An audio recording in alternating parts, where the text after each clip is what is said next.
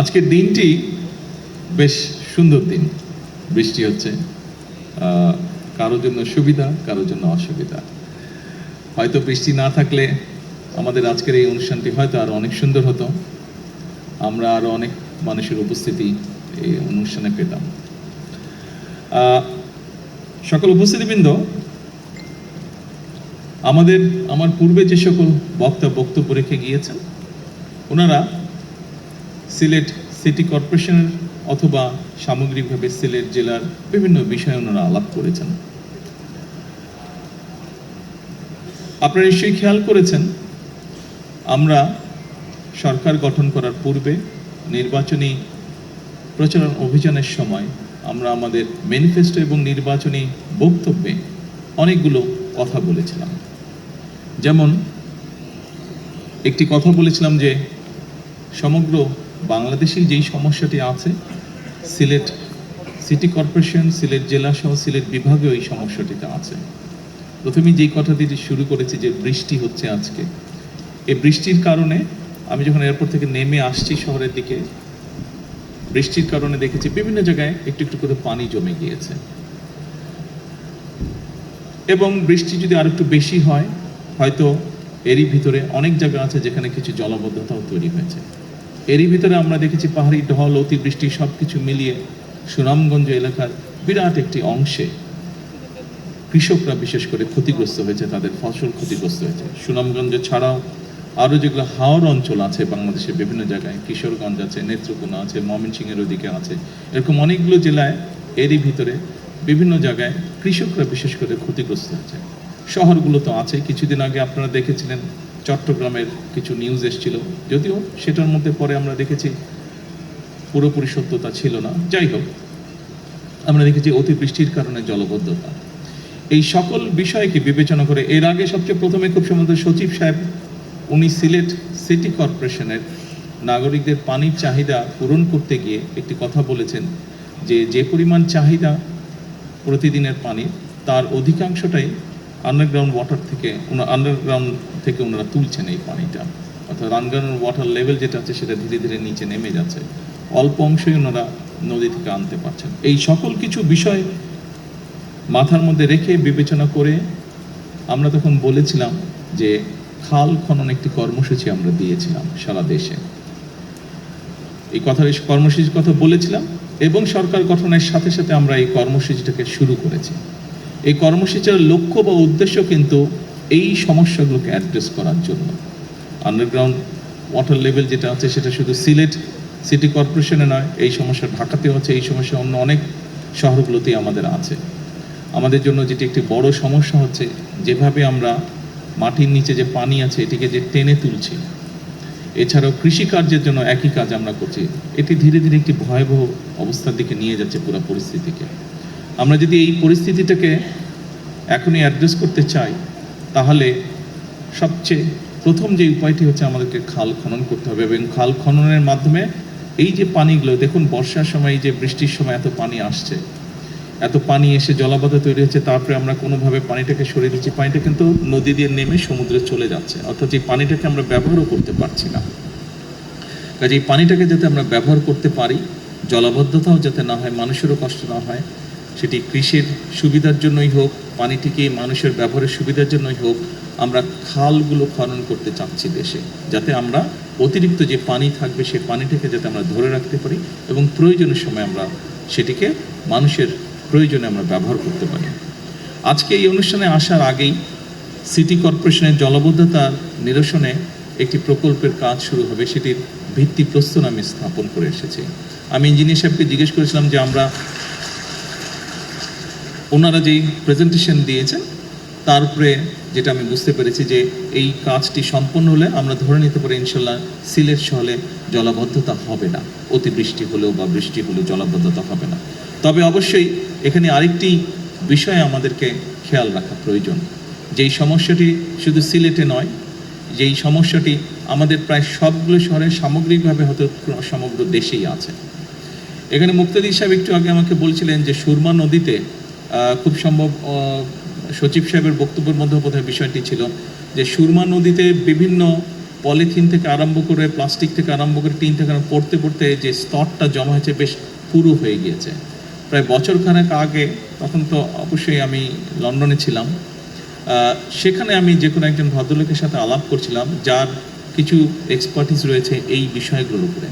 এবং ঢাকার যে বুড়িগঙ্গা নদীর কথা আপনারা সকলেই জানেন, নাম শুনেছেন, সকলে না দেখলেও নাম শুনেছেন। সেই বুড়িগঙ্গা নদীতে ওনাদের বক্তব্য অনুযায়ী প্রায় 2 মিটার মানে 5-6 ফিটের মতন প্রায় স্তর জমে গেছে নিচে, এত স্তর জমে গেছে ময়লা জমে জমে।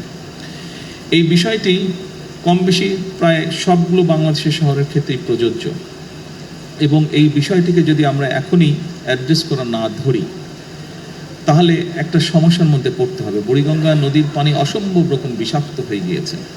এইভাবে যদি সবগুলো নদী বিষাক্ত হতে থাকে তাহলে একটা অসম্ভব ভয়াবহ পরিস্থিতিকে আমরা সকলে ধাবিত হচ্ছি। কাজেই এই বিষয়ে আমাদের মানুষকে সচেতন করতে হবে। সিটি কর্পোরেশনকে আমি অনুরোধ করব, অবশ্যই আপনারা বিভিন্ন প্রকল্প গ্রহণ করবেন মানুষ যাতে সেবা পায়, কিন্তু একই সাথে পাশাপাশি যদি আপনারা মানুষকে অ্যাওয়্যার করার জন্য, সচেতন করার জন্য কতগুলো উদ্যোগ নেন, যেমন প্লাস্টিক, পলিথিন, কাগজ, যে কোনোই বর্জ্যদ্রব্য হোক না কেন, এই জিনিসগুলো যত্রতত্র যাতে আমরা না ফেলি।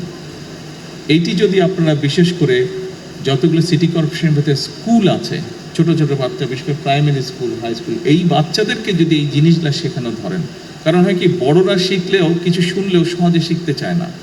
একটা মানুষ 25, 30, 35, 40 বছর বয়সে তাকে যদি আপনি কিছু শেখাতে চান অনেক বেগ পেতে হয়, কিন্তু আপনি যদি একটা ছোট বাচ্চাকে যদি ভালো কিছু শেখান ওটা কিন্তু তার মাথায় ঢুকে যায়। এবং ছোট বাচ্চাকে যদি আপনি সেটা শিখিয়ে ফেলতে পারেন, সবচেয়ে বড় যেটা সুবিধা হয়, সে স্কুলে ভালো জিনিস যেটা শিখে আসবে সেটা সে যেমন ফলো করবে, সে তার বাবা মাকেও ওটা মানতে বাধ্য করবে। বাচ্চারা করে এটা। সেই জন্য আমি সিটি কর্পোরেশনকে অনুরোধ করব, এবং শুধু সিলেট সিটি কর্পোরেশন নয়, এই বিষয়টি আমি সকল সিটি কর্পোরেশনকে অনুরোধ করব, আপনারা যদি অন্তত আপনাদের এলাকায় সিটি কর্পোরেশনের ভিতরে যে সকল স্কুল আছে সেই স্কুলগুলোতে যদি আপনারা কোনো উদ্যোগ নিয়ে বাচ্চাদেরকে এই বিষয়গুলোতে সচেতন করতে পারেন, তাহলে আমরা ধীরে ধীরে এই কাজটি শুরু করতে পারবো, যে পরিবেশকে আমরা আস্তে আস্তে আস্তে ঠিক করে আনতে পারবো। কারণ আজকের শিশুরাই আগামী দিনের ভবিষ্যৎ। তারা দেশ এবং জাতির জন্য ভালো কোনো কিছু আজকে যেটা শিখবে, ডেফিনেটলি তারা যখন বড় হবে, তারা ইনশাল্লাহ যখন একটি অবস্থানে যাবে কেউ না কেউ, তারা সেটি দেশের জন্য, সমাজের জন্য, মানুষের জন্য সেটি তারা অ্যাপ্লাই করবে। সম্মানিত উপস্থিতিবৃন্দ, এটা গেল পরিবেশের কথা। আসুন স্বাভাবিকভাবেই এখানে আপনারা যারা বসবাস করেন, বিভিন্ন সময় আপনাদেরকে দেশের বিভিন্ন জায়গায় কাজের জন্য যেতে হয়। নির্বাচনের সময় যখন আমি এসেছিলাম, আমি প্লেনে এসেছিলাম, কিন্তু যাবার সময় আমি বাই রোড গিয়েছিলাম নির্বাচনী জনসভা করতে করতে। এবং সেদিন আমি বলেছিলাম যে সিলেট থেকে লন্ডন যেতে খুব সম্ভব 9-9.5 ঘন্টা সময় লাগে, কিন্তু বাই রোড যাবার অবস্থা, রাস্তার অবস্থা এতই খারাপ, ঢাকা সিলেট অবস্থা, যে মনে হয় প্রায় 10 ঘন্টা সময় লেগে যায়। এবং সেদিন বলেছিলাম যে আমরা সরকার গঠন করতে সক্ষম হলে ইনশাল্লাহ আমরা এই কাজটিতে হাত দেবো যাতে এটা দ্রুত হয়। সরকার গঠন করার পরে এই দায়িত্বে যে মন্ত্রণালয় আছে, আমি তাদের সাথে কথা বলেছি। আমি তখন জানতে পারলাম যে খুব সম্ভবত কাজটি যখন শুরু হয়, বিভিন্ন জায়গায় তাদের যে কোম্পানিগুলো কাজ করবে তাদের যে সাইট অফিস থাকে, সেখানে জমি অ্যাকোয়ার করতে হয় সাইট অফিস, এবং বিভিন্ন কারণে 11টি জায়গায় যেখানে সমস্যা রয়ে গিয়েছে, প্রশাসনিক সমস্যা রয়ে গেছে, সেই এছাড়াও কিছু সমস্যা আছে যে কারণে কাজটি বন্ধ হয়ে পড়েছিল। সংশ্লিষ্ট মন্ত্রণালয় উদ্যোগ নিয়েছে। আমি আশা করছি ইনশাল্লাহ দ্রুততম সময়ে আমরা এই কাজটি শুরু করতে পারবো, রাস্তার কাজ আমরা শুরু করতে পারবো। সময় লাগবে, তবে কাজটি শুরু করলে ইনশাল্লাহ শেষটা এক সময় হবে, এবং আগামী কয়েক বছরের মধ্যে আমরা এটা ইনশাল্লাহ শেষ করতে পারবো। এবং তার ফলে যেটা হবে, মানুষের যাতায়াতে, ঢাকা টু সিলেট, সিলেট টু ঢাকা যাতায়াত, বাই রোড যাতায়াতের এত কষ্ট মানুষকে ইনশাল্লাহ ভোগ করতে হবে না। সম্মানিত উপস্থিতিবৃন্দ,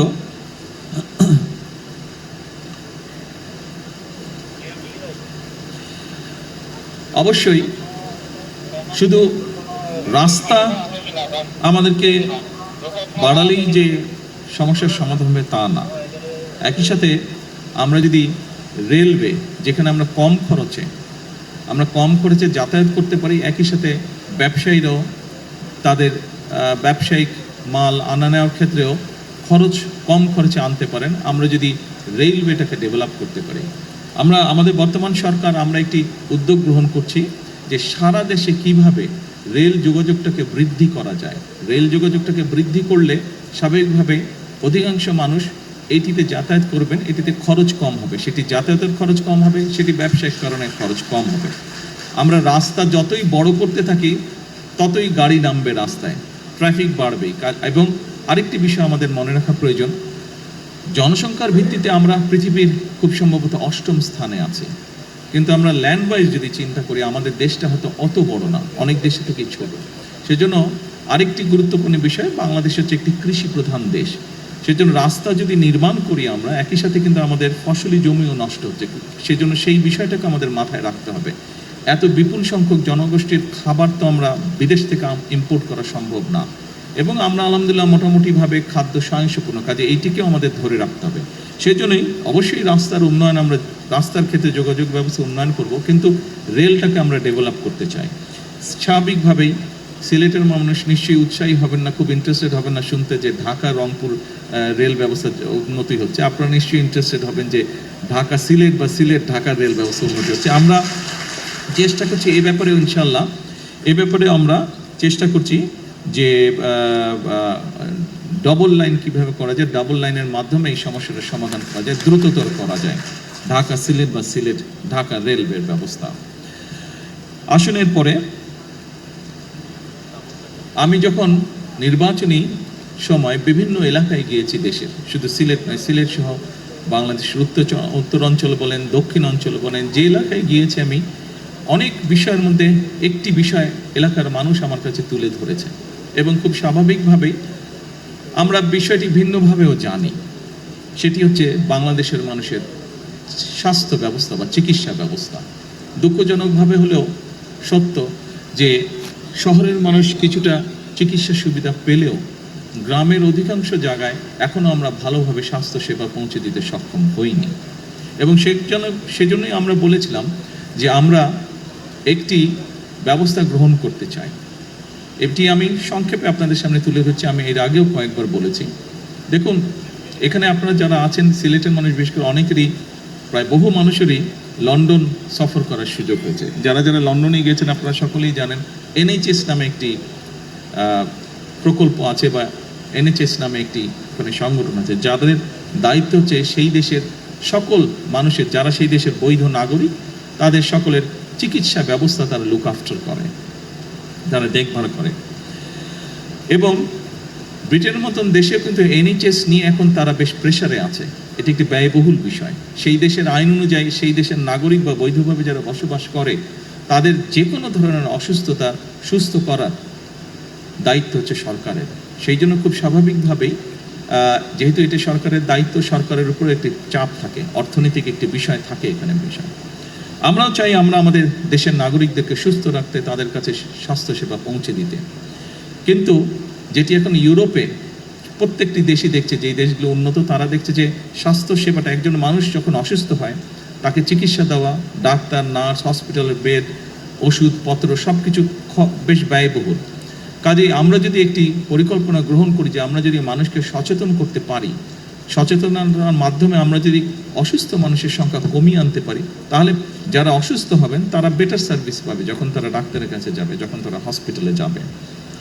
আমরাও এরকম একটি পরিকল্পনা গ্রহণ করছি, এবং এর অংশ হিসেবেই আমরা দেশে 1 লক্ষ স্বাস্থ্যকর্মী নিয়োগ করার পরিকল্পনা গ্রহণ করেছি। এই মানুষগুলো, এবং এই 1 লক্ষের মধ্যে 80% থাকবে নারী স্বাস্থ্যকর্মী। এই মানুষগুলোর দায়িত্ব হবে গ্রামে গ্রামে, ঘরে ঘরে যাওয়া। শহরেও তারা থাকবে, তবে আমরা জোর দেব গ্রামের মানুষের উপরে বেশি।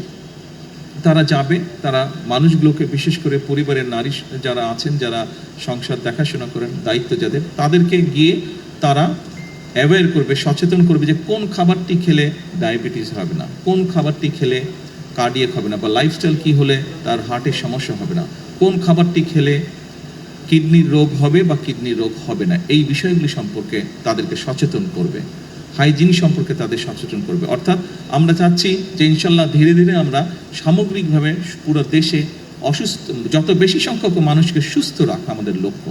তার ফলে স্বাভাবিকভাবে যারা হসপিটালে আসবে পরবর্তীতে অসুস্থ হয়ে, তাদেরকে যাতে বেটার চিকিৎসা দেওয়া যায়।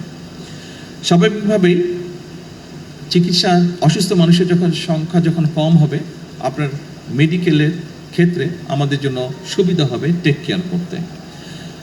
সম্মানিত উপস্থিতিবৃন্দ, সিলেট মেডিকেল কলেজের অধীনে 250 শয্যার একটি হাসপাতাল, এই হাসপাতালটি আমরা চেষ্টা করছি দ্রুত যাতে চালু হতে পারে ইনশাল্লাহ। একই সাথে আমরা এরপরে এটাকে চেষ্টা করব এক্সপ্যান্ড করে 1200 শয্যার একটি হাসপাতালে নিতে আমরা ইনশাল্লাহ চেষ্টা করব, আমাদের পরিকল্পনার মধ্যে রয়েছে।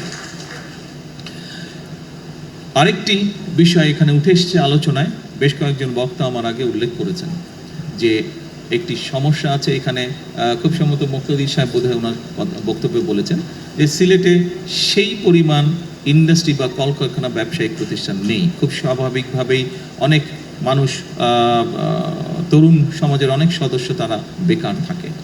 আমি এই কথাটি আপনাদেরকে আগেও বলেছিলাম, যাদের আমার বক্তব্য শোনার সুযোগ হয়েছিল নির্বাচনের পূর্বে, যে আমাদের অনেকগুলো পরিকল্পনা আছে। এর ভিতরে মুক্তাদি সাহেব এখানে আছে, উনি একটি কথা বললে পারতেন।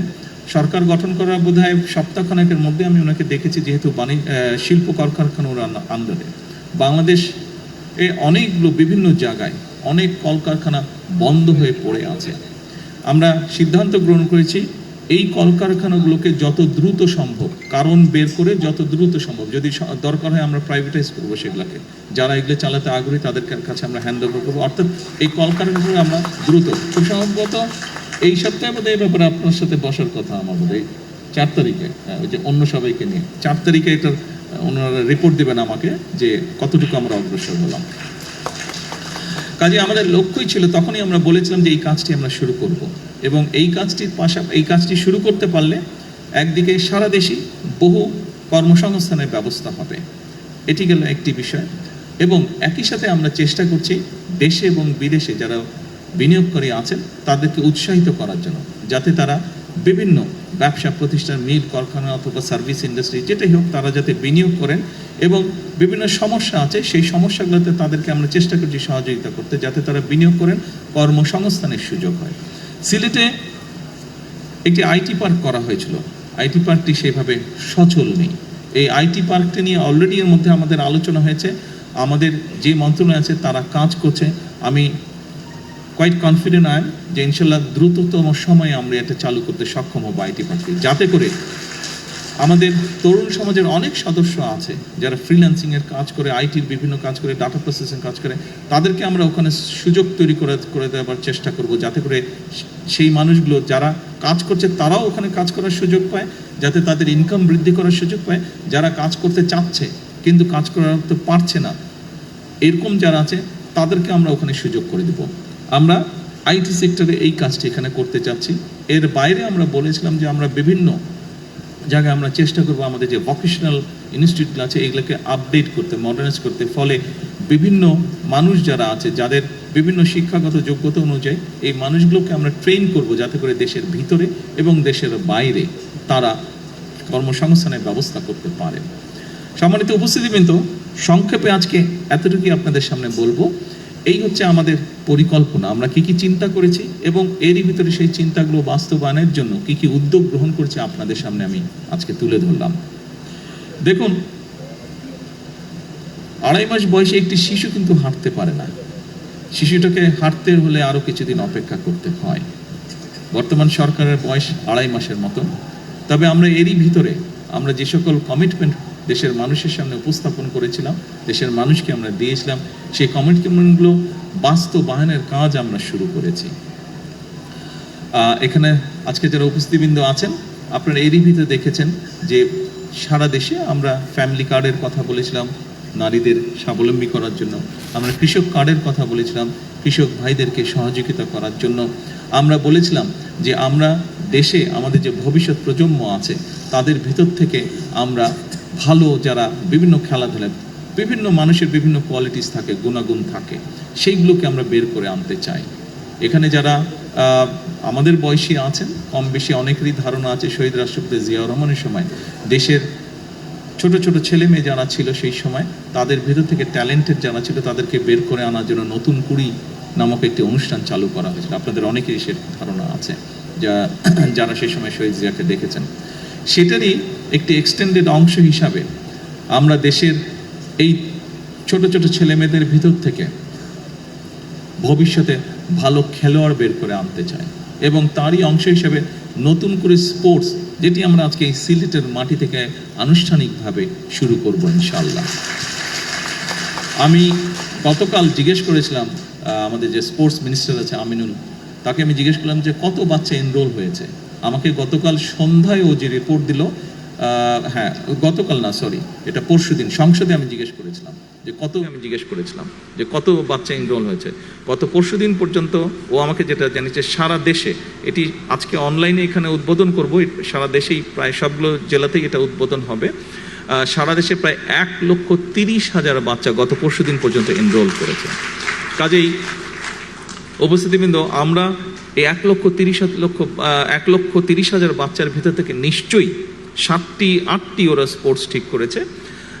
এর ভিতর থেকে নিশ্চয়ই আমরা এমন কিছু খেলোয়াড় বের করে নিয়ে আসতে পারবো যারা ভবিষ্যতে ইনশাল্লাহ দেশের জন্য স্বর্ণপদক ছিনিয়ে নিয়ে আসবে আন্তর্জাতিক অঙ্গন থেকে। দেশের সুনাম তারা বৃদ্ধি করতে সক্ষম হবে আন্তর্জাতিক অঙ্গনে, দেশকে তারা তুলে ধরতে পারবে। ক্রিকেট যেরকম আজকে আমাদেরকে বিশ্ব দরবারে তুলে ধরেছে বাংলাদেশকে, বাংলাদেশের জন্য সম্মান নিয়ে এসছে। মেয়েদের ফুটবল টিম যেরকম কয়েকদিন আগে দেশের জন্য আন্তর্জাতিক সম্মান বয়ে নিয়ে এসছে, এইভাবে আমাদের ছেলেমেয়েরা দেশের জন্য ভবিষ্যতে ইনশাল্লাহ সম্মান বয়ে নিয়ে আসতে পারবে। সকল উপস্থিতিবৃন্দ, আমরা আমাদের দলীয় অবস্থান থেকে একটি স্লোগান দিয়ে থাকি। স্লোগানটি হচ্ছে, করব কাজ গর্ব দেশ, সবার আগে বাংলাদেশ। আমি ব্যক্তিগতভাবে দৃঢ়ভাবে বিশ্বাস করি যে পৃথিবীর বহু দেশকে আমরা দেখেছি, বহু দেশ নিয়ে মাঝে মাঝে যখন নিজেরা বসি গল্প করি, আহা ওই দেশটা তো এরকম ছিল, আজ তো কি সুন্দর হয়ে গেছে। আমি দৃঢ়ভাবে বিশ্বাস করি, পরিশ্রম যদি আমরা করি তাহলে আমাদের দেশটিকে আমরা তাদের মতন করে গড়ে তুলতে পারবো। এবং এই আত্মবিশ্বাস নিয়ে এই সরকার যাত্রা শুরু করেছে, তার কার্য পরিচালনা শুরু করেছে। এবং এই আত্মবিশ্বাস, আমি মনে করি আজ আমরা যাত্রা শুরু করেছি, এই কাজগুলোকে দেশ এবং দেশের মানুষের জন্য যে কাজগুলো আমরা শুরু করেছি, আমাদের ভবিষ্যৎ প্রজন্ম সেই কাজগুলোকে ইনশাল্লাহ এগিয়ে নিয়ে যেতে পারবে, এবং আমরা আমাদের একটি প্রত্যাশিত বাংলাদেশ গঠন করতে সক্ষম হব ইনশাল্লাহ একদিন।